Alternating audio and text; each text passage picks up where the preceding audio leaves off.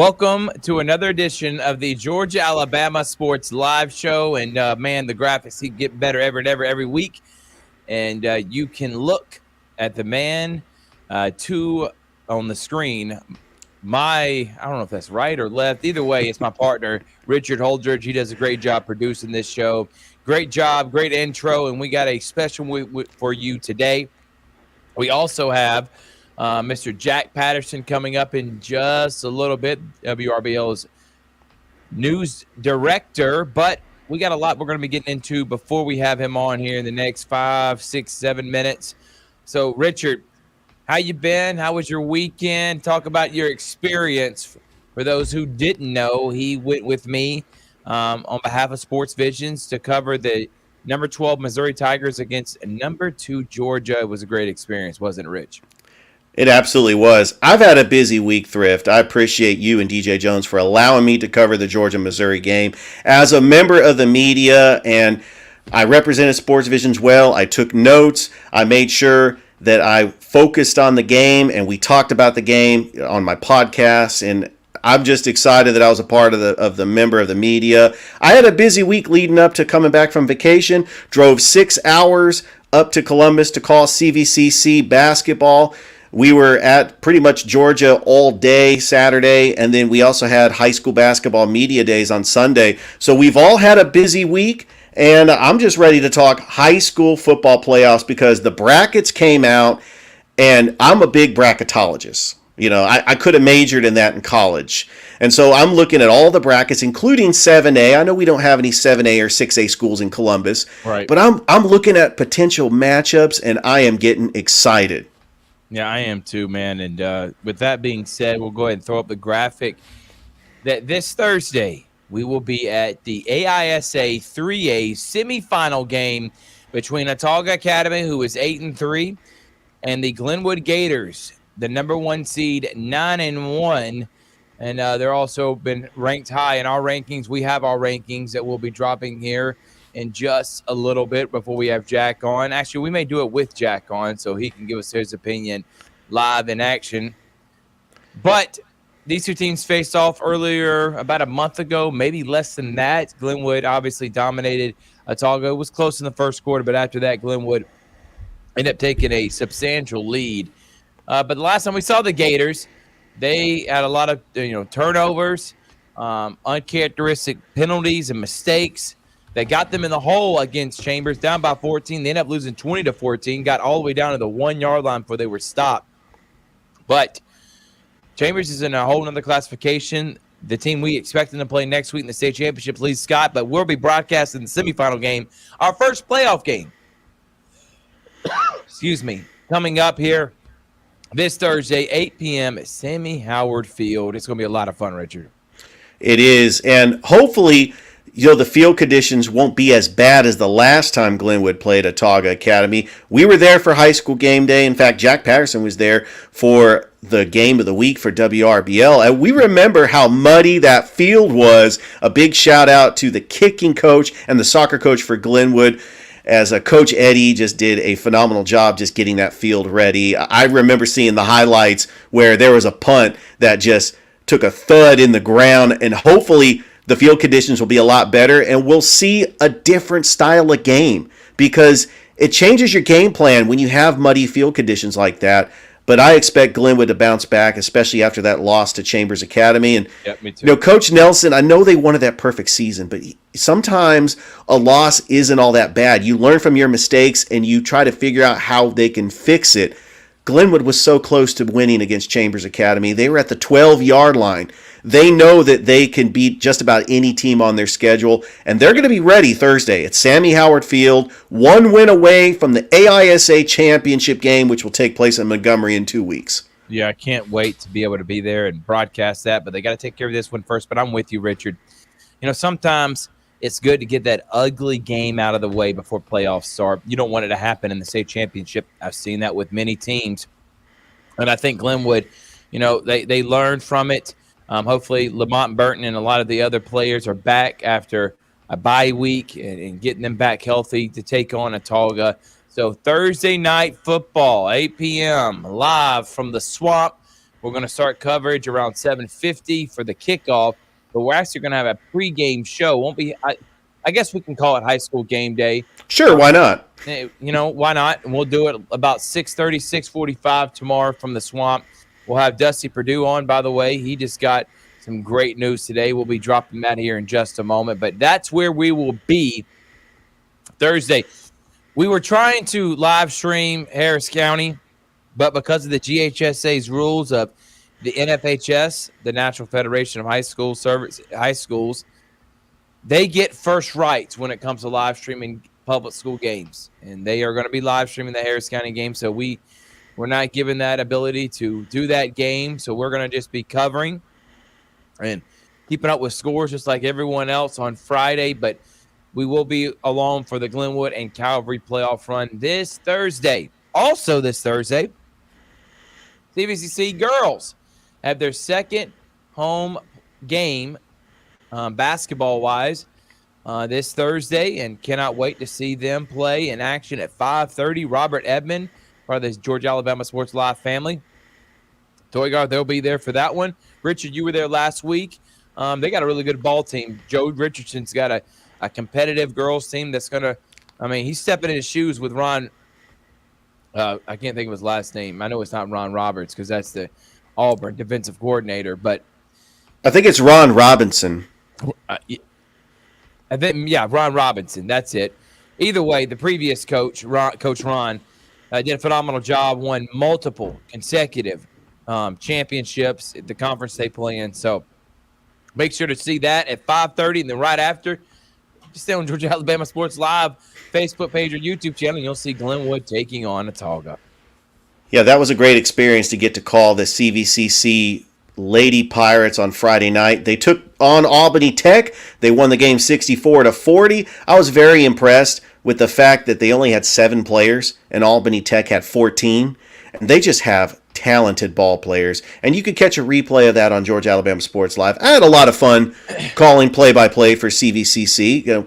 I love basketball just as much as you do, Thrift. And I know that we are really in a situation where we got high school basketball, we've got college basketball, we got high school football, all going on at the same time. And it's just busy times here at Georgia Alabama Sports Live. Yeah, it is. And then from that, next Tuesday, we got a big one. Georgia Alabama Sports Live show from Happy Hour Bar and Grill. It's going to be a great time. I've already lined up great guests. They're going to be there next Tuesday. Join us, 7 p.m. Good food, good drinks, good time, fun, entertainment. And we're going to have our best show yet from doing it there. We've done it twice. This will be our third time. And both the previous times were huge successes. And they want us back again. So thank you to Matt Call, the GM, and also thank you to the owner of Happy Hour Bar and Grill for allowing us to do that. So next Tuesday, 7 p.m., the Georgia Alabama Sports Live show will be live from Happy Hour Bar and Grill. Myself, Richard, and some other great guests will be there for that one. So put that on your calendar. And like I said, with basketball starting here and coming up in the next few weeks, we got Glenwood, we got Brookstone, we got Columbus, we got Carver, Pacelli. We got a lot of Glenwood, a lot of teams playing, and you'll have all the action all basketball season long right here on Georgia Alabama Sports Live Facebook page and YouTube channel. If you want to be and advertise with us, be a sponsor, put your business logo within each live stream or part of our show, just contact me or Richard, and we can make sure that happens. All right, Richard, let's quickly put up this Hall of Fame so we can have on our guest that I know he's been sitting there waiting on us. The Hall of Fame, Chattahoochee Valley Hall of Fame, came out with their inductees for 2024. First, we got Coach Del McGee. Then we got Tommy Mac Chambers. And a guy I know all too well. He's been on the Sports Institute radio show. I've known him through DJ. Legendary Spencer graduate and football player, played in the NFL. James Monk Johnson. Also Mason Lampton. And the final one, who I actually called about a couple hours ago to congratulate him, is Coach Dusty Perdue of Glenwood. He also won a lot at Calvary. He was a guy that did a great job with their softball program, coached basketball there, then took over the Glenwood boys program from legendary coach Doug Key. He has won on the boys' side 5 state championship, on the girls' side 2. That's 7 in total. He's just done an incredible job. Actually, 4 on the boys' side. Excuse me, 4 on the boys' side, 2 on the girls. 6 state championships. Either way, that's a lot of state championships. Well deserved. He also had 2 years he was a coach, CVCC girls coach, and won championships there as well. So he has won wherever he's been. He was my high school coach, Coach Dusty Purdue. Much deserving accomplishment, and he's still far from retiring. He still said he's got 10, 15 years left of coaching. That's awesome for everybody that's going to be playing for them. That sucks for his opponents. But great job by Coach Purdue getting inducted. It means a lot to me. I know it means a lot to him.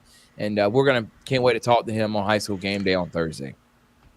Congratulations to all the inductees for the 2024 class. The induction ceremony is going to be February 24th, and I want to try to be there as much as I can so I can congratulate all these wonderful inductees. I've gotten to know Coach Purdue just being there for the Glenwood Gators Coach Show, helping you live stream Glenwood basketball games, and he's been a guest picker on high school game day. Every time we go to Glenwood, he's there for high school game day. Just a phenomenal coach, just a great person, and also a great broadcaster, too. He's also the public address announcer for the Glenwood Gators football team. Coach Del McGee, right now the run game coordinator for Georgia. He's going to get a head coaching job somewhere. I know he was the interim coach at Georgia Southern. He led Carver to a state title. He was a running back, not only at Auburn for the Kendrick Cherokees, the last time they won the national championship, the state championship, rather, for Georgia. And I'm looking to get to know the other inductees. I know that James Monk Johnson, he did play for the 49ers, and you know I'm a 49ers fan. But just congratulations to everybody. And I'm excited about this list. And the 2024 class, they're going to get a plaque. They will be forever enshrined in the Chattahoochee Valley Sports Hall of Fame. That display right outside the Columbus Civic Center. I usually walk in there and I see DJ Jones's plaque in there, and there's a lot of great inductees, and they'll be forever known here in Columbus as the best to ever do it here in the Fountain City. Yep, and we cannot wait to talk to Coach Purdue. By the way, on Thursday, I'll be hosting the show solo, as it is lovely Aunt Candy's birthday, and coming up this weekend, and she means a lot to me. I know she means an incredible amount to DJ, so I'll be holding down the fort. He'll be joining us via the first part of the show virtually on Thursday, and then Richard, I'm going to try to see if maybe you can't come in studio, and we'll be able to talk some high school football as we get ready to head on over to Glenwood as they take on Autauga. But you'll find that out. Who I have on, the special guest could be Richard. You don't know. It's a teaser. It's got to tune in Thursday, 4 to 6 p.m. on 92.1 Smooth R&B. All right, let's go ahead and bring him on. The guy that I love dearly. When I see his smiling face, it just gets me in a good mood. And we've been trucking this industry together now for quite some time as we continue to do the everyday grind that Josh paid is a beauty of struggling. Or I don't think it's a struggle. I think I enjoy having to grind as much as we do because we're doing what we love. It's none other than WRBL's sports director, Jack Patterson. How are you, JP? The grind is a blessing, Thrift. It's good to be back on with you guys. No doubt about it. And we got a lot we're getting into, Jack. So quickly, I know you just saw the news with us. I'm going to let you have the floor. You saw the list of new inductees for the Chattahoochee Valley Hall of Fame. Del McGee, we know what he means to a lot of people. My granddad always swears, because my granddad, a legendary coach around here in the middle school era. Del McGee played for him at Rothschild, and they won 2 championships. My granddad won several, but 2 with Del McGee at Rothschild. And he said then that guy's going to be special. He was special at Kendrick. He was special at Auburn. And now look what he's doing coaching-wise. It's only a matter of time, like Richard talked about, before he becomes head coach. Dusty Purdue, everybody knows what he means to me personally, getting inducted. That's awesome. James Monk Johnson, the legendary Spencer football player and guy that is just a huge fan and does a lot for the school. So what are your initial thoughts on the inductees, Jack? Well, both of you and Richard have kind of gone into detail about Dell McGee and Dusty Purdue, and to a certain extent, Monk. I'm gonna bring up the two guys who we haven't mentioned yet. First off, is gonna be Mason Lampton, and a lot of people wouldn't know that name off the top of their head. A lot of sports fans in the area, but he is the founder and organizer of the steeplechase at Callaway Gardens. And anybody who has been here a while knows how big a steeplechase is. They just got done having this year's edition of the steeplechase, and it's a big driver for the arts in the area. And it's a big deal for a lot of people. It gives a lot of people opportunities as well. So it's a well-deserved honor for Mason as he gets his place in the Hall of Fame. And then Tommy Mack Chambers, who was an All City basketball player back in the day, and he kind of made his career in refereeing, and he became one of the best high school referees in the country. He was Right. featured in several different, magazines, talking about how well he refed. So, I want to give those guys their flowers as well because they have earned their position in the Hall of Fame as well. And, everybody knows about Del McGee. Heck, I lived it. I was at Charlotte at the same time he was at Carver, so I saw it all firsthand. And then Monk has been an incredible ambassador not just for Spencer, but for the game of football here in the Chattahoochee Valley. He's still if you go to a Spencer game, odds are you're gonna see Monk there. He's just been absolutely incredible. He's been incredible to me in my position. And then what can't you say about Dusty Purdue, who has been absolutely fantastic, whether it's on the court, you see directing these key teams to all these state championships, or off the court. Thrift, obviously, you know him really well. Richard, you've gotten to work with him in the past, and I get to work with him, for News 3. So it's obvious that he is well deserved his spot in the Hall of Fame as well. Yeah, no doubt about it. And it's exciting to see all these guys that are getting their flowers while they're still kicking. And that's the best thing is being able to see them go and give speeches, and you see it, their joy and the admiration from on other people's faces as they see someone they love, their colleague or whoever it may be, make it to this level, which is after all the success, all the grind that you were just talking about. The grind is a blessing. You're getting rewarded at the end as being one of the best in the business in this area. So congratulations to all the inductees for sure on those. All right. So before we start talking, because there's a lot of games here and we're going to really be diving into it. And instead of asking questions, me and Richard will give thoughts, and then Jack will come in after we give our thoughts on each game. Like Richard, we can take turns bringing in the game, and then Jack, you just fill in right after we get done making our statement, and the next person will bring on the next game. So before we do that, I do want to drop our ratings poll, and I want to get Jack's reaction because he's going to be the first. And then we've had a lot of feedback over it. Now, some people don't understand what we're trying to do here when we do this ratings poll, as we know that head to head, you can't match Central and Glenwood or Central and Pacelli on the same field, but that's not what we're trying to do. We're talking about them in their league as a team, where they rank compared to other teams in their league. That's how we do it. So go ahead, Richard. Let's see it.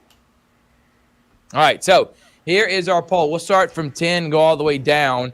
We got the Northside Patriots. You can't see them, but they're number 10 right outside with Flint River. They're 6-4. They are on the road this week. I thought Coach Orpeza did a great job replacing a lot of seniors from last year's team. Caden Clay gets hurt, and they go on the road to beat a really good McIntosh team, by the way, that played Harris County all the way down to the wire just past Friday. We were broadcasting that on Georgia Alabama Sports Live. Number 10 is Flint River. They're undefeated. They're going out of the state and dominating teams. That's how good they are. They are the favorite in 1A to winning all in the GIAA. Shout out to Joe Howard, the Flint River Wildcats. If you've ever been to a game, you'll hear Joe Howard saying, "First down, Wildcats." And that's what they pretty much do every time they play at home. They get a lot of first downs and score touchdowns. So Flint River, number 10. Number 9, Auburn at 8-2. Aside from Thompson and Central, I think they would be the third favorite to win it all in 7A in Alabama. I'll get your opinion on that, Jack. Number 8, Chambers Academy. I know they are far down from Glenwood as they upset Glenwood, but I take this into account. For one, Glenwood had injuries that they sustained. It was at Chambers. If they put these two teams, I will do this, put these two teams on a neutral field, because they both play in the same league in the AISA. I'm taking Glenwood 9 out of 10 times. That's in my opinion, but y'all can agree or disagree here in just a moment. Number 7, Lee Scott. That's who Glenwood's probably going to play in the state championship next week. They're ranked higher than them in the Alabama Sports Writer poll. They have Lowndes, Chambers, Lee Scott, and then Glenwood 4. Don't ask me how that's possible. That Glenwood beat Lee Scott by 14, that they're behind them in that poll. I just don't think those writers paid much attention, and they just saw Glenwood lost, so they dropped them down 4 spots. Number 6, Spencer, 7-3, region champs. I know they lost the Ace Charter, but it really didn't mean anything. They're still the number 1 seed in their region. So they get to host a playoff game on Saturday. We were talking with Gary Gaither at the Basketball Media Day. He's excited, and they're trying to avenge last year's first-round loss. Number 5 is Carver. They've been on a 5-game winning streak. They are the highest team now, considering that Pacelli and Glenwood both lost. But between Carver and Harris County, they're the 2 hottest teams with the longest winning streaks, aside from undefeated Central. Number 4, Pacelli, 8-2. Lost this past week to Westfield, and because of that, they're the 3 seed instead of the number 1 seed, and now they got to host that team that they hate, Brookstone, next Friday. That is going to be bad blood galore. We cannot wait for that one. Number 3 is Glenwood at 9-1. Number 2, Harris County, 9-game winning streak. Honestly, if they played Troup County right now, I'd probably take Harris County. That's how good they play. They host their first playoff game for the first time in a long time against Ola this Friday. Harris County 9-1, and then undefeated Central. They have been the most dominant team in Alabama or Georgia. They're ranked top 15 nationally. They have just done a good job. Andrew Alford has been sensational. Cam Coleman, Patrick Nix believes this is his best team since he's been there. Here's our top 10 rankings.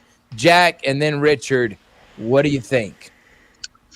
You know, I like Central at the 1 spot because they have not lost, and they've won, with the exception of probably the Opelika game. They've won every game in convincing fashion. So I like Central at the 1 spot, especially with the criteria, because I think Central's path to Tuscaloosa in the Super 7 is pretty easy until you get to Tuscaloosa, where you're likely facing Thompson. Hold up, Jack. Before you finish, I'm sorry to interrupt. I did a bad job of this, and you just alluded to it. Our criteria for these rankings, everyone, is path to the state championship. Is it the easiest? Are you the favorite? Have you dominated? How bad have you dominated everyone on your schedule? And then talent. That's how we base our rankings. Go ahead, Jack. So I would probably put some of our private schools a little higher than Harris County, and that's not a knock on Harris County. I just think the road in Georgia 5A is tougher than in the AISA or the GIAA. So, I would probably put Glenwood and Lee Scott above Harris County, and then I would kind of group Harris County in there with Carver and Spencer, because those will be tough roads for all 3 of those squads. And then Lee Scott, I figured that they had to go through Glenwood to get to that state championship game, to win the state championship, to defend their title, and that'll be easier said than done if they can win this week and then win next week. Chambers Academy, I think they'd be a little bit higher as well, just because I think in the AISA Class 1A, I don't know if anybody can touch them. The only team that beat them this year was Lee Scott. So I don't think anybody in Class 1A is going to be able to touch them. As far as Auburn is concerned, I don't know if I would even honestly have them ranked. Wow. And the reason why I say that is because, that if you go all the way back, everybody was shocked when Auburn beat Hoover at the beginning of the season. Remember that first region game, they lost to Enterprise by a field goal at the end of the game. That field goal came back to cause a 3-way tie in the final rankings and final standings in Region 2-7A. And because of the tiebreaker, which ironically, you follow winning last week helped Enterprise, because that gave them an extra win. The tiebreaker was how many wins do your region opponents have? And the following win gave Enterprise one more win over Auburn and Dothan. That put Enterprise in the 2 seed, and that put Auburn in the 3 seed and Dothan in the 4 seed. Wow. And that, instead of Auburn having to worry about Central in the Final Four like we've been so accustomed to, if Auburn wins this week, which not exactly the easiest thing in the world, having to go down to Mobile and get the job done, but if Auburn wins this week, They've got to face Central next week. Yeah, no doubt. And Rich, before you give your thoughts, Jack, just real quickly, you were going in and out just a little bit. I think you may have covered up your microphone. We did hear everything you were saying, but it sounded kind of muffled just for a few seconds, and it go back to being normal. So just giving you a heads up because I want to make sure everyone can hear you clearly. Richard, give your thoughts real quickly before we move on. Well, I look at this list and, I moved everybody up that won, and Carver and Spencer didn't move, and probably a lot of people are wondering, well, why didn't you move up Lee Scott or Chambers? Obviously they're 9-1, 10-1, and I agree with you, Jack. We could have left Auburn off this list. We had somebody ask, why didn't you put Valley in there? Well, I mean, Valley did lose to Central Clay, and they've lost some games. They're in the playoffs. They are hosting a playoff game, but I still think that Auburn is way too talented. They are 1 year removed from the state championship against Thompson. But you're right, that matchup possibly against Central, Auburn has to go on the road in the first round of the playoff. I just think that Northside we have at number 10. They've had a pretty good season, even though they are the number 3 seed and they're going to go on the road against Jones County. I mean, I just think that all that talent that Northside has and the way that they took McIntosh and beat them 7-3 with that incredible defense, I wanted to make sure that they were on this list. The rankings, we moved Chambers up a little bit after last week because they did win a playoff game against Escambia County Academy. So just that's something, food for thought, and that's why their record is a little bit higher than the other people because Chambers did win a playoff game. Yeah, I think that's a great point, Richard. I literally was just looking at that too. So we'll see. A lot of these teams host playoff games, including Carver, Spencer. And by the way, there's a team on there we didn't even put in here that probably should have got some love, and I'm going to put them as a third number 10 team. That's Calvary, who is 6-4, won their region. And if we go by our criteria, we probably should have thought about this. Bad job on me and Richard's part. They're probably a favorite, along with Kings Academy, to win the GAPS championship. So if that's the case, they should definitely be in these rankings. So maybe next week we'll have some teams lose, and we're definitely going to put Calvary in there as they host a playoff game next week. They have a bye. All right, Richard, let's click that out, and let's start talking some games that are happening around the area with Jack, because I do want to get his thoughts on Arthur Smith and the news that came out this past week about who his dad is, which I only think it's relevant because of the way he goes about calling games is mind-boggling. But we'll get into that later on. I just want to have time for Jack to be able to talk about that. So, Richard, throw up some of the games going on in this area. We'll start with first, Ola, 7-3, taking on Harris County. When we were doing the basketball media day, by the way, shout out to Corey Black, Bryant Thomas, all the coaches from the girls and boys programs from the 15 different schools around this area that made that possible. I can speak for Richard. We had a lot of fun. And Tommy Watson's the basketball coach. He's also the football coach for Harris County. Jack, he said, this is the best 4 seed, not only in 5A, but probably of all the state. So if you look at Harris County's bracket, it sets up, if they can beat Ola, the other 4 of the other top 5 teams on the other side of the bracket. So they feel like they got themselves a good draw, except for the fact that their first-round matchups against this Ola team, who's 7-3. They're really good. They're 4 points away from maybe being 9-1 or undefeated and being a number 1 seed. Harris County and Ola, this is going to be competitive. It's going to be good. Danny Durham Field, Harris County's first home playoff game in a long time. What do you think about this one, JP?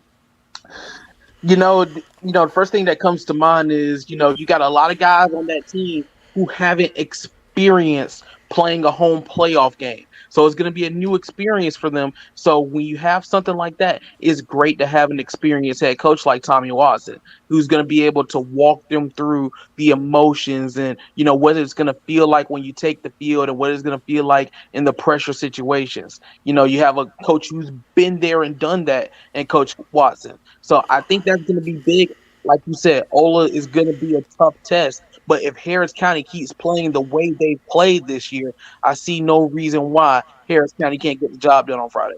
Yeah, I'm with you. I think that Coach Watson's team has played good defense. They only give up 6 points to get McIntosh. Get off to a hot start because their offense, they're not one of those high-flying, up-tempo offenses that like to score 40 points a game. They haven't even scored over 30 once, only one time this year, and that was against Drew.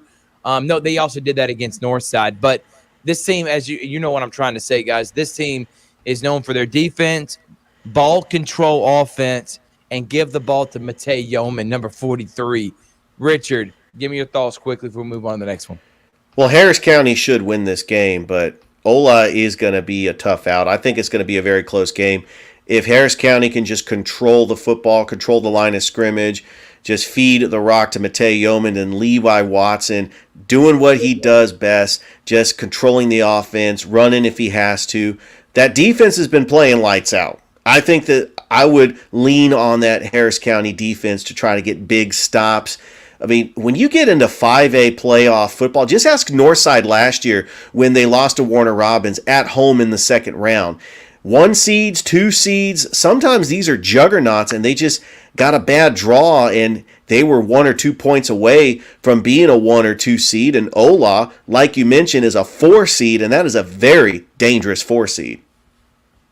Yeah, I'm with you, and that's why Tommy and Rick Beat, shout out to Kudzu Sports, he said this is going to be an interesting matchup for Harris County, their triple option. You know how hard it is, Jack, as a guy that was a fan of the Georgia Bulldogs.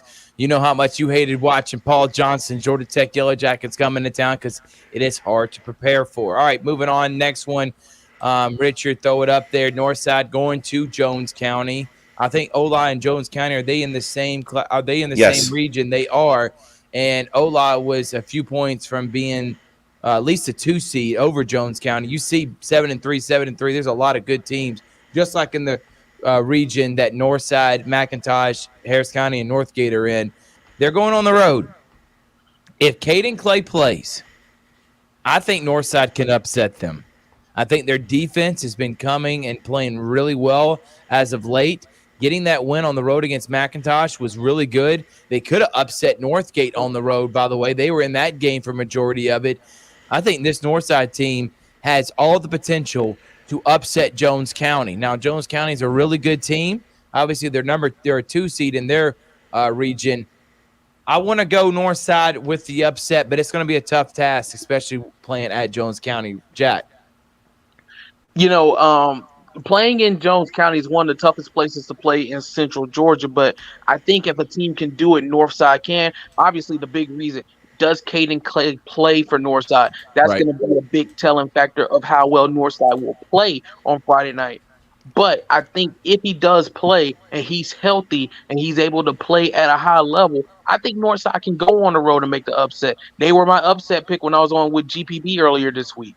I honestly think that they can get the job done, but they got the talent to do it. It's just, is Clay going to be healthy? If he is, I like Northside's chances. Richard, before we move on. By the way, Jack, you did a phenomenal job on GPB with John Nelson and Hannah Goodwin. I think that was just an incredible interview. I like Northside on the road, too. I think that Kingston Rivers and Jay Jackson, that running tandem, and along with Caden Clay, it's just going to be too much to stop, especially if Caden Clay plays. Yeah, I'm hoping for the upset, and that would be big for Northside. As remember last year, they were upset by Warner Robins. I feel like that was just a bad draw for them. As if they would have got on any other side of the bracket, they're going to at least make the quarterfinals with how good that team was last year. So they're going to try to avenge for that and upset Jones County. And then who knows what could happen once you get one upset? Why can't you get another? And you're a team that can hit its stride as in the most important time of the season. Richard, the next game we're going to be talking about is Academy of Richmond County taking on Carver. I think Carver wins this game by 30, guys. I don't think it's close. I think the region that Academy of Richmond County is in, obviously they were just the last team that got in. I think they're limping in with a 4-6 record. Obviously, not a really good football team. Carver is playing really well. They're probably the hottest team in 3A right now, or one of the hottest teams. I think they're going to take care of business and at least go to round 2. I mean, Carver, Jack, I mean, the last 3 or 4 seasons, they're at least making it to the Elite 8. I mean, they're going to at least make it to the quarterfinals. Dangerous, dangerous, dangerous team right here in Carver. This is actually the WRBL game of the week There we this go. week. We just announced it earlier tonight, and I really think Carver, on a 5 game win streak, they won the region title for the first time since 2021. They had that big win over Thomasville that won them the region. A big win over Chris County, which is another top 10 team. So I honestly think that Carver is really clicking on all cylinders. They went through a down period at the beginning of in the middle of the season. The loss to Northeast, who was ranked second in the state until Spencer beat them a couple weeks ago. We talk about the loss to Hateville Charter, who's another really good team. A loss to Brookwood, who's a 7A school. Carver went on the road and almost beat them. A lot of people have wrote Carver off, and I said it then, and I'll say it now. If you wrote Carver off, that is your fault. Okay, because this when we know we have Pierre Carpy, who is a coach who has gotten the job done, and then you have a lot of talent and a lot, they had to go through injuries and everything. A lot of talent on that team, and they're sitting around in the form right at the right time of the season. If they get this thing into high gear, man, the sky's the limit for Carver. Richard. Carver's going to win big, and I believe they're going to win their next home playoff game in the second round. Now, I don't want to get too ahead of myself, but we could potentially see a quarterfinal matchup between Carver and Sandy Creek. Sandy Creek's a number 2 seed. Adairsville is the 1 seed. Now, despite what happens in the GHSA coin flip, that's another story. We'll find out if these teams that are 1 seeds will host playoff games in the quarterfinals, but that would be the dream matchup. I know the Sandy Creek is the defending 3A state champions, but I would love to see that. Thanksgiving weekend, Carver, Sandy Creek. I know, I'm getting ahead of myself. Yeah, calm down, Richard.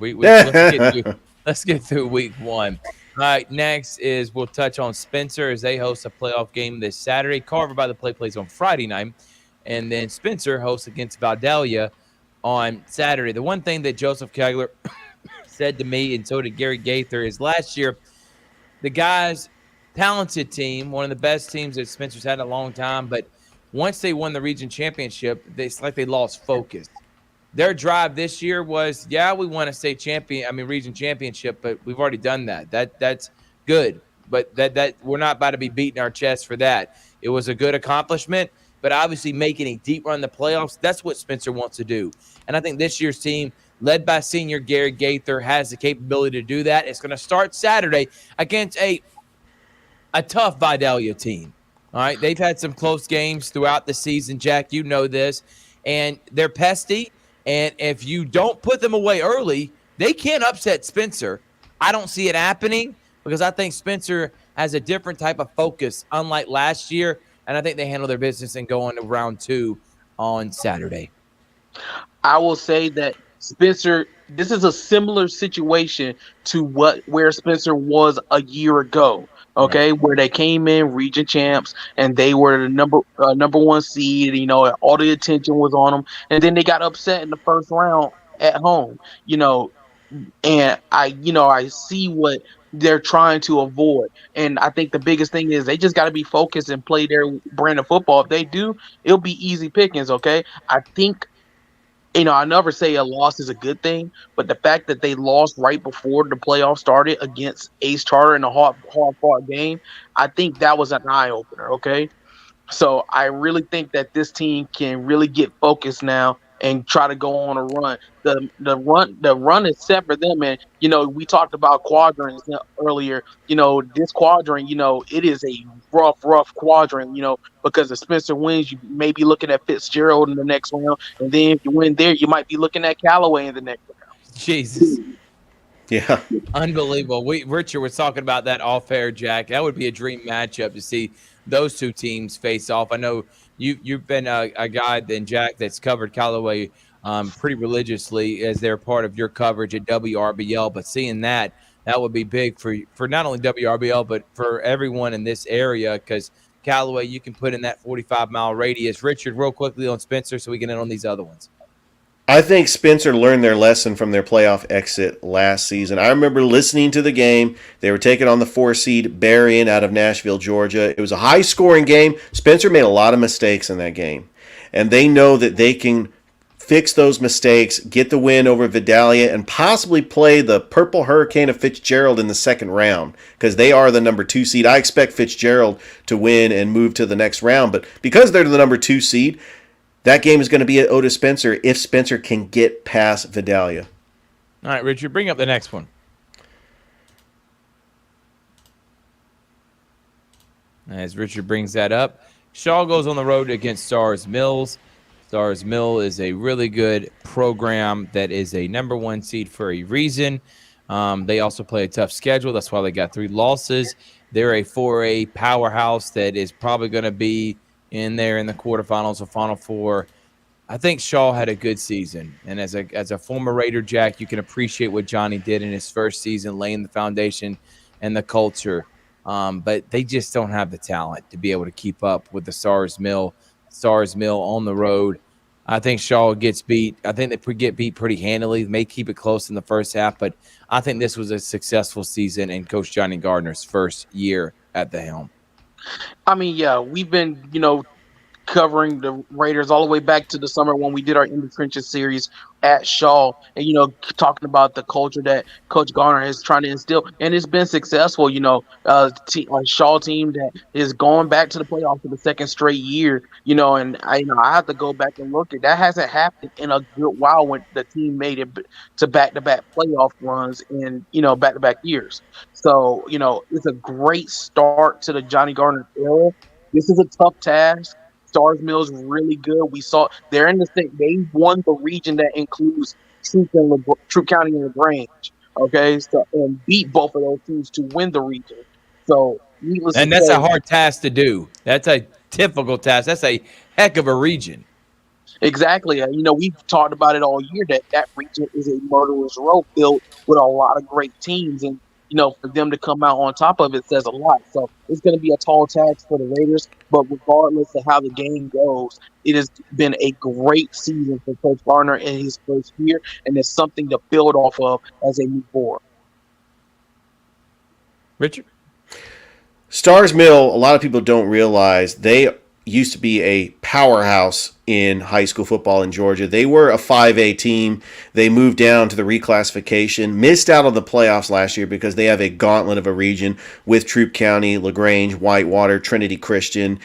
And Stars Mill got the number 1 seed for a reason. They beat Troup County and LaGrange. They beat everybody on their schedule in region play. They did lose to Trinity Christian, but they did beat Whitewater, their longtime rival, to get the number 1 seed. I look at this on paper as a mismatch, but remember, when Nicholas Bates was healthy, early in the season, Shaw played Harris County up at Danny Durham Field. That game was 7-7. If Bates is still in that game, who knows how close that score would have been. Maybe Shaw could have kept it competitive. I think Shaw has nothing to lose here. I know that they are going to be a huge underdog in this game against Stars Mill because we know about the powerhouse that Stars Mill is as a program in 4A, and they have something to prove. All right, let's hit on the last couple ones. Central, they play at home. They're going to dominate. That's it. That's all I got. Jack, oh, yeah. Central wins. Yeah. Pretty much. Yeah, just they're going to dominate Davidson. It's going to be close. They'll go to 10-0. Maybe that matchup you're talking about, Auburn, as they take on Baker. That's going to – and they play at Baker, by the way. Yeah, they're the 3 seed. Because, remember, Enterprise is the 2 seed because they got upset. They upset Auburn 17-16 early in the year. Auburn may not win that game. That's going to come down to the wire. Jack, where do you got Auburn, Baker? How you see that one playing out? Buddy, it's going to be close. It's going to be a tight game. Auburn has been able to go on the road and win games. After that Enterprise loss, they're going to have to be able to do it again against a tough Baker squad. And, Region 2 7A has a history of dominating Region 1. So if that continues, I think Auburn can get the job done, but it won't be easy by any stretch of the imagination. Nope. Richard. I really like this running back for Auburn, Omar Mapson. I know that Auburn, they lost a lot of players from the state championship team last year that went all the way and took on Thompson in the state title game in Auburn. And they lost Davis Harson, obviously. And then you look back at Coach Etheridge's team, he's got a young team, but they do have a very good running back in Omar Mabson, and I think that they have a very stout defense. I mean, they should win this game on the road because they are better than Baker, setting up for an incredible second round matchup against Central next week.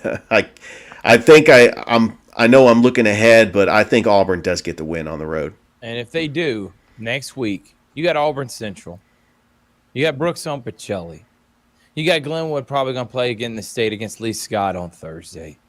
The week slate, and then and then Harris County, Carver, Spencer, if they all win, they're going to be hosting playoff games. Unbelievable. I don't know how, Jack, you could cover all of them. We're going to be live from Calvary next week and Glenwood if they win on Thursday at their state championship game on Thursday. We'll be broadcasting both of those. I know Pacelli Brookstone, that's going to be, God, talking about a hateful rivalry. That's one right there that is just, Brookstone is literally just scratching themselves, clawing, trying to finally get over the hump and take down Pacelli. The past two games have went to overtime. That's how close they've been. So we'll see. And I'm not going to try to get too far into it, but Pacelli and Calvary both have buys. Jack, we already talked about it. We're calling the game. We're doing game day on Thursday. Quickly talk about Glenwood and Atauga, and what do you think is going to happen in that one? This was our game of the week a few weeks back when Glenwood won the Reach Championship over Atauga. Richard mentioned that muddy field that we had. And keep in mind, it is supposed to rain on Friday night. So that's something to keep in mind, too. But I think this is Glenwood's to lose as long as they come out and play their style of football. And, they've already seen what Atauga has to offer. I know the old saying is it's hard to beat this team twice in the same season, but I think Glenwood gets the job done. I honestly think they get it done pretty easily. All right, from Glenwood, let's go ahead and get into the SEC, and then we'll finish up with Falcon so Jack can get out of here. He's been on here a lot longer than he told me he could, so I appreciate you giving us your time, Jack, and I know it's getting late, but Georgia, they beat Missouri. I was there for that one. Richard was too. Missouri's much improved. If there are Georgia fans out there that are complaining, you haven't kept up with Missouri or SEC or college football then, because Missouri's a top 15 team, no doubt about it. That's because of the improvement play of Brady Cook. Eli Drinkowitz is a great coach. You see, I took a picture of him and Kirby shaking hands. You obviously know they got a good relationship with each other. I thought this was a good game. I thought this was a litmus test for Georgia as they are seeing and one of their first games playing against a team that had a chance to maybe beat them. And I thought they took care of business. Carson Beck played his best game, in my opinion. I know he's probably had better stats than other ones. I'm talking about his leadership and making plays when needed. Beck was able to do that, and I was thoroughly impressed with Georgia. That being said, you can talk about that real quick, Jack.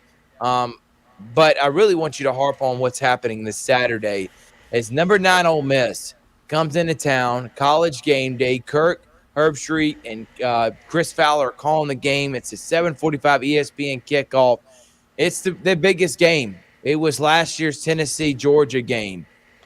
I can't wait for it. It's going to be a lot of fun. And this right here, if Georgia wins, they win the SEC, so that's one reason why they want to win. But also, if they can beat Lane Kiffin, now you got to start putting Georgia in there. It's like, how are they not the number 1 team? Because they're taking care of business against anybody that's coming up against them, even against teams like Ole Miss, who are really, really good.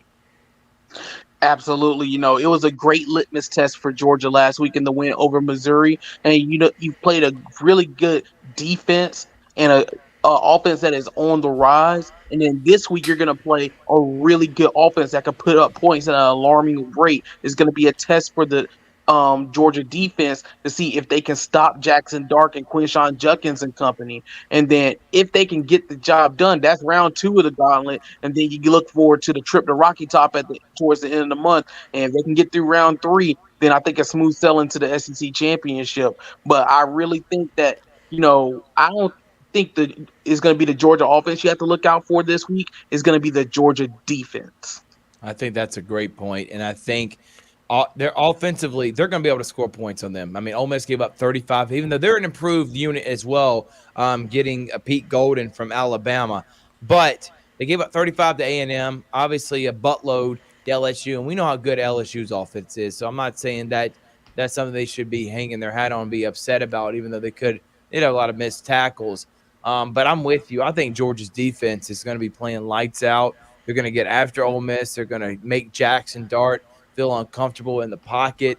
But Lane Kiffin, in games like this, he never seems to come through against the top three teams, the Alabamas, the Georgias, even LSU's in the past. He just hasn't been able to overcome it. I don't think this is going to be any different. He's a great coach. They're going to go 10-2 this year. They'll make a New Year's Six bowl, but that's it for this Ole Miss team. Richard, real quickly on Georgia, Ole Miss, before we move on and touch on Alabama and Auburn real quick. Well, first of all, I'm glad that they did not make this the 3:30 CBS game because Sanford Stadium is going to be rocking. It's the 7 o'clock ESPN game. Those fans are going to be absolutely nuts. I think that Georgia is going to have something to prove. And I know that there's talks that Brock Bowers could be ready. Don't play him in Ole Miss. The Oscar Delp is going to be fine. Just run the ball with Dejon Edwards. They don't make the big mistake. Carson Beck is a quarterback that is comfortable in this offense. And really, that defense, I love that interception by Nazir Stackhouse in the Missouri game. And then Javon Bullard also had an interception because my thoughts on the Missouri game was that Brady Cook can throw the football and move the ball on Georgia's defense. And at first, I thought Missouri could possibly get into a shootout with Georgia. Yeah. And I don't know if Ole Miss has the pieces to get in a shootout with Georgia. Georgia's going to play their game. I love the coaching matchup. I know two former assistant coaches under Nick Saban going at it. I mean, you look at that 2015 coaching staff. I mean, you got your offensive coordinator and defensive coordinator from Alabama going head-to-head. It's going to be incredible. It is, but if there is a team that can go into shootouts, I do think it is Ole Miss, Richard, as they are the more efficient teams. If it's a slugfest defensively, can Ole Miss stop Georgia doing what they want to do? I just don't see that, and that's why I think it's going to be Georgia with another 15-point win over Ole Miss. Alabama, big win over LSU. They play on the road at Kentucky, but Alabama's hitting their stride. They're playing their best football. Jack, give me your thoughts on them as they got a big one against LSU and one win away from making it to another SEC championship. And all those who said Alabama was going to go 6-6, Richard Holdridge, they are now eating crow, as this is not the same Alabama team. Obviously, against South Florida, they look like a 6-6 team, but there's no way I knew they were going 6-6 because there's a reason why Nick Saban's the greatest of all time. Thrift, what did I say on the Sports Visions radio show after that? You said the same thing. Don't panic. Calm down. Don't panic. Alabama wins. They're going to Atlanta. Point blank. Period. They'll beat Kentucky. Richard, tell me how you feel about Alabama, LSU, and then Auburn got a big win against Vanderbilt. Nothing really to talk about there, guys. They're 5-4. And then one more question for Jack before we let him go. After the South Florida win, I thought that Alabama was beatable, very beatable. Teams like Ole Miss, Texas A&M, Tennessee, LSU, all on their schedule had an opportunity to beat Alabama when they had the chance. But because they're coached by Nick Saban, because Jalen Milroe has gotten better as a quarterback, Alabama has found a way to win these games. And now you just woke the sleeping giant. Alabama could run the table. They could challenge Georgia. I mean, if there's anybody that could knock off Georgia, 25 straight wins, school record, they got a big target on their back. Alabama is capable of doing that, making it to the college football playoff. And this is going to make Bama fans happy. Win the national championship. Yes, I said they could finish 6-6. That was a hot sports take. That I said that like months ago. Like when Colin Cowherd has when Colin was right, when Colin was wrong. Sometimes he's wrong, and I was wrong. Yeah, you compared yourself to Colin Cowherd, so it just for one, he does admit when you're wrong. So at least you're admitting when you're wrong, like Colin Cowherd. Jack, last thoughts. The floor is going to be yours because I basically gave my spiel on Monday, and I'll give it after you're done on our unbelievably in this. I don't even know how to say it, but just the Falcons are just the Falcons, man. They're the number one losing organization of all professional sports for a reason. The NFL gave us a gift with the easiest schedule in the NFL, and we're going to find a way to not make the playoffs in this division. I have no words for that, Jack. and then losing to Josh Dobbs, who didn't even have a practice with the Vikings, didn't even know take a snap yet until 5 minutes before the kickoff, scored 31 points on this defense. Jack, floor is yours. What do you expect me to say? I mean, it's every week this team surprises you with another way to lose. Yeah. I mean, it was Will Levis the week before, and then of course it's Josh Dobbs this week. And even when the defense does play well, the quarterback's not playing well enough to get enough points to win the game. It's just another way to lose, and it's starting to feel like another one of those Falcon seasons, and nobody wants to go through that again. A lot of people had high hopes, myself included, that this would be the year that, hey, Falcons make it back to the playoffs, and everything's good, and everything's not good right now. And not only do you need better play from the quarterback position still, but you need better play from the defense. You can't have them giving up 31 points to a guy who hadn't taken a snap, doesn't even know the names of the guys that he's throwing to. So you can't have that. So Falcons are definitely a work in progress. I'll the optimist in me, I'll say that it's not the end of the world, but you got to get right. And if they don't make the playoffs, I'll be the hot take person. Arthur Smith, who, by the way, his dad is the founder of FedEx. And the only reason I bring that up, the only reason I think that's relevant, is because I just feel like at a certain point, when you come from a lot, opportunities are there in front of you a lot more than someone that's got to grind their way to the top. And I'm not saying he all of a sudden just got a head coaching job with no experience. He did a great job as offensive coordinator for the Tennessee Titans, but it also just makes me feel like, how does he feel this entitled that he thinks that we're dumb for asking him a question on why Bijan Robinson didn't get the ball at the goal line? Then why did you draft him 8th overall? We're doing a speed sweep with Kyle Pitts.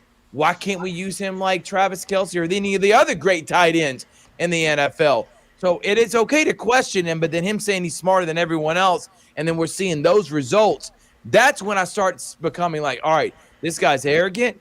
He's not making any adjustments. He's cost us, him and his decision-making with the quarterbacks have cost us several games. At what point are we going to say enough's enough? I think they got to make the playoffs this year because it's year 3. If they don't, changes need to be made because there's too much talent on this roster, and you don't want to waste talent, especially young talent, and then want them because, nowadays, ask for trades. But, Jack, thank you so much for your time. I know it's late tonight. We appreciate you joining us as always. And I don't know if you'll be there on Thursday, but if you are, come hit us up. We'll be live from Glenwood and Autauga. Jack, where can everybody find your great work before you get out of here? You can follow me on Twitter at JPatterson TV, the News 3 sports teams at WRBL Sports, and watch us on TV, WRBL News 3, the CBS affiliate. Here in the Chattahoochee Valley, we have 22 games in our playoff games in our area this week. We hope to have highlights of 18 of them from Thursday through Saturday. So just keep an eye on us all weekend. You definitely don't want to tune out. Thank you, Jack. We'll talk to you later, brother. See you, Jack. And that is Jack Patterson of WRBL. We appreciate his time. I know it's getting late. Actually, the Auburn Tigers are playing right now. We're going to do our college basketball preview on Sunday. Tuesday, and we'll also throw in there, we'll review the high school playoff slate, and then we'll go straight into a basketball preview. Then we'll touch on everything coming up that week for high school football, do our ratings poll coming up on the Tuesday show, plus touch on any college football on the college basketball preview show. We'll hit all that in the beginning, first 10, 15 minutes, and the last 30 to 45 will be our preview for college basketball. It's already here, and I love me some college basketball. So can't wait for that. As I said, I gave my spiel on the Atlanta Falcons. We talked about Auburn, Alabama, and Georgia. Richard, it's been an awesome show. It really has. We've had a lot of fun. Can't wait for Thursday as we got a big one with Glenwood. Like I said, there's a lot of big games coming up here next week as well. But can't wait to do a college basketball preview. NBA-wise, I think the Hawks are playing really well. I like how they've started. I know they lost last night to the Oklahoma City Thunder, but I think this Hawks team, they're learning how to play Quinn Snyder basketball, which I think is going to be a recipe for a top 4 seed at the end of the year. I'm not big on the end game. It's the courts look cool, but aside from that, I don't understand the in-season tournaments. Not a big believer in it. Not super excited about it. I can't wait for Las Vegas where the championship's going to be played here in a few weeks. It's just not a big deal to me. So college basketball is different, but the NBA this early in the season, just you're not going to get stuff out of me right now, Richard. But there's really we can't. I'm not going to go into too much detail on what's happening. Wembanyama is proving a lot of people wrong, but again, it's early, so it's like I don't want to give too many hot takes and thoughts on 2 weeks in the NBA season. But I did want to say that on Sunday we did the basketball media day. I had a lot of fun, Richard. It really was. Thank all the coaches. Thank you to you, Richard. And we asked questions and we gave them the best media day possible. You can find that on our YouTube channel and Facebook page. We appreciate all the coaches that were there. And I can't wait, man. We got close to, I think, 20 Pacelli games we're going to be doing. We got Glenwood games we're going to be doing. We got Calvary, Brookstone, all the Muskogee County schools, Central. We're putting our schedule together. It's close to 40 games we'll be doing this basketball season, and that doesn't include the 21 CVCC girls and boys games we're going to be doing. So we're going to be busy.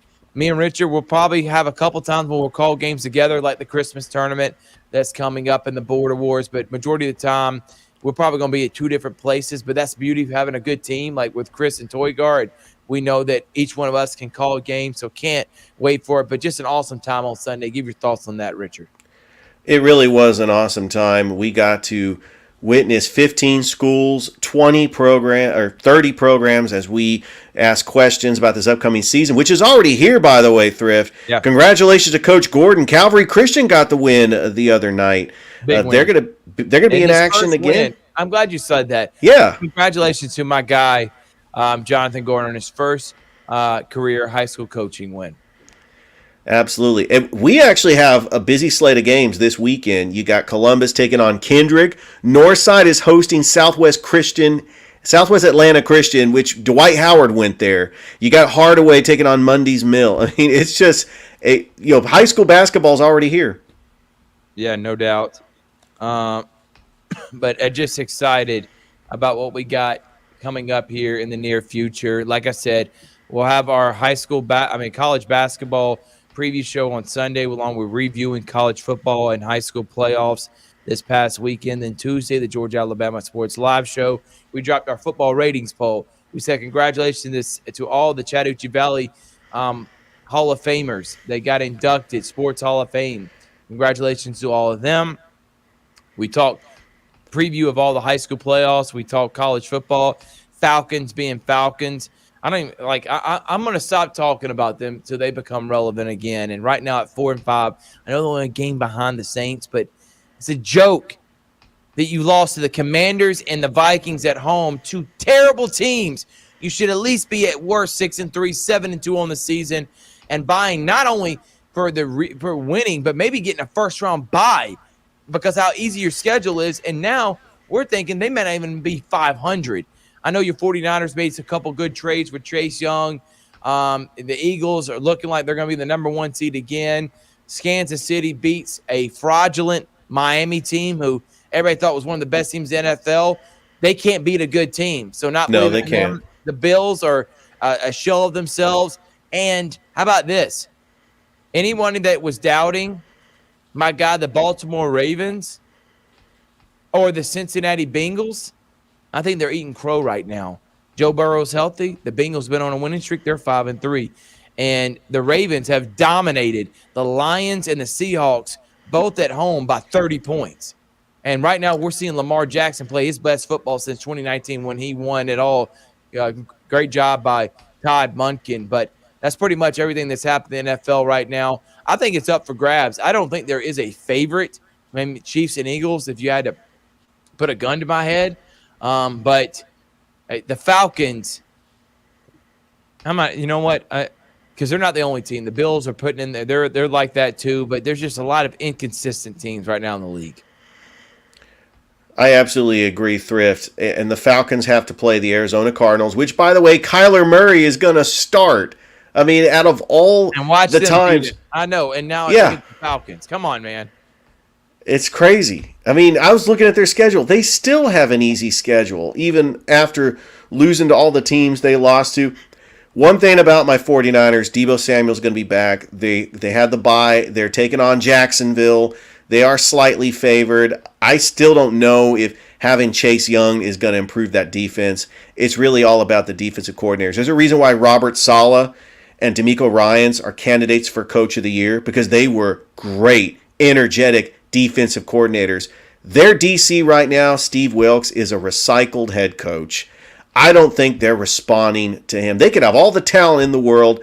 I'm not a believer in their defensive coordinator. The way that Joe Burrow shredded that defense, and Kirk Cousins shredding the defense, and even P.J. Walker, I expect Trevor Lawrence to do the same. And I would not be shocked if the 49ers lose and Kyle Shanahan goes on a 4-game losing streak, probably for the first time in his coaching career. Well, year one, they started out 1-10, but since then.